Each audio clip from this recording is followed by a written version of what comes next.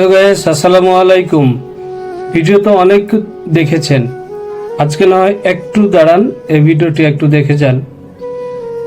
লক্ষ্য করবেন, আমরা প্রায় মানুষকে বলতে শুনি যে দাড়ি রাখার জন্য একজন আরেকজনকে উপদেশ দেয়, কিন্তু লক্ষ্য করবেন আসলে দাড়ি রাখাই তো শুধু সুন্নাহ না, দাড়ির সাথে আল্লাহ রাসূল সাল্লাল্লাহু তাআলা সাল্লামের যে চুল ছিল বড় বড়, যেটাকে ঘাগরি চুল বলা হয়, এই ব্যাপারে কিন্তু দেখবেন না বলতে কেউ যে বলছে, আপনাকে বারবার দাড়ির কথা বলা হবে।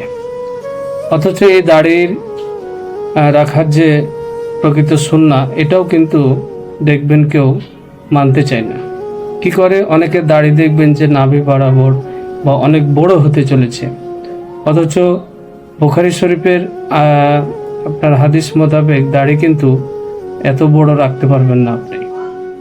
দাড়ি কিন্তু আপনাকে ছোট করতে হবে, এই বিষয়টা কিন্তু আপনাকে কেউ বলবে না। যেমন ধরুন, আপনি রোজার জন্য আপনাকে রমজান মাসে সবাই বলছে, কিন্তু আত্মশুদ্ধির জন্য কিন্তু আপনাকে কেউ বলছে না।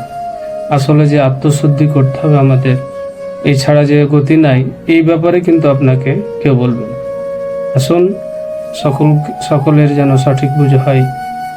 আমিন।